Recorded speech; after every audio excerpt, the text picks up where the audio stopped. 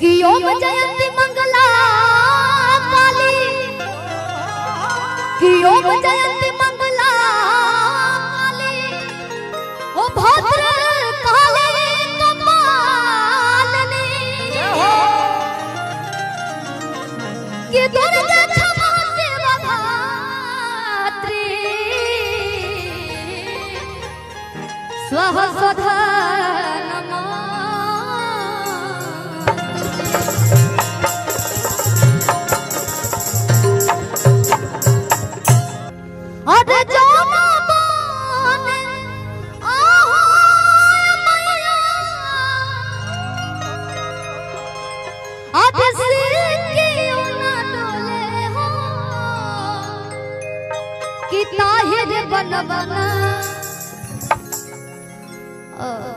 लगभग हम जितना मंच पे जाइला ई भजन जरूर गाइला, अच्छा लगेला। और जितना भी मीडिया वाले भैया हैं सबका स्वागत है, साउंड वाले भैया का भी स्वागत है, बहुत प्यारा साउंड बा। हाथ जो ना बोने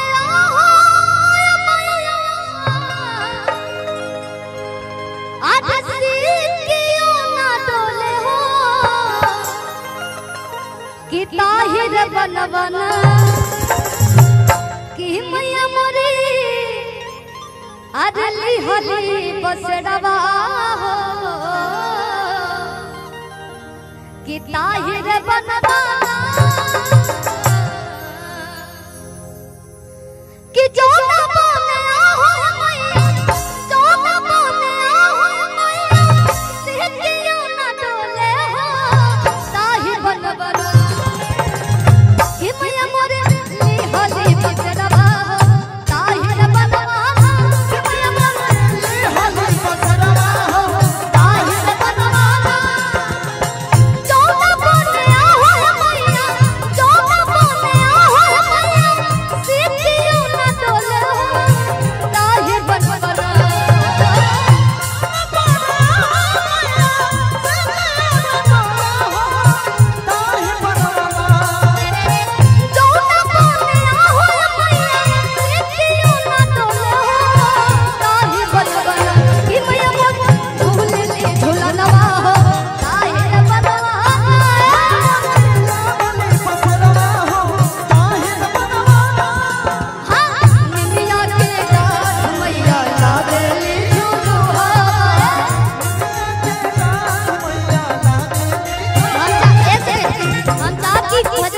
बजा दीजिए, थोड़ा थोड़ा बजाते रहिए, धीमा धीमा।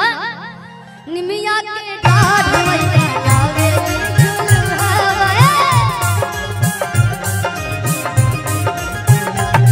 जी धुनुआ झुलावे हो झुला जी भैरो भैया झुनुआ झुला कि मैया लाहन बसरा हो लाहन बसरा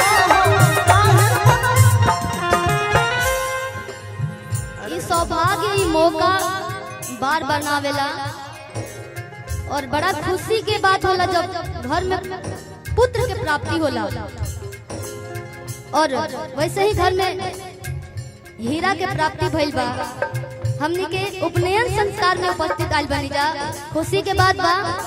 और आज बहुत कुछ लुटावल जाई का तैयारी भइल बा नो। आज लाल ढबुलवा शोभे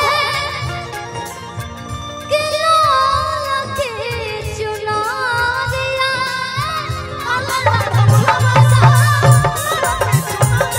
भैया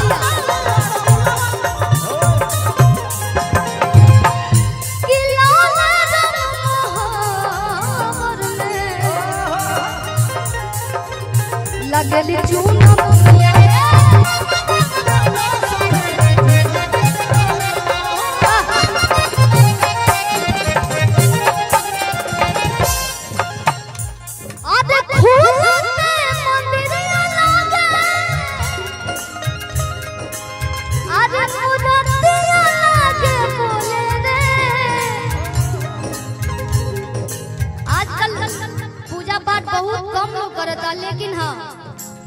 पूजा पाठ अगर रहुआ कम करे तनी तो माई और बाप के सेवा करी, उहे देवी देवता बा। कहे बा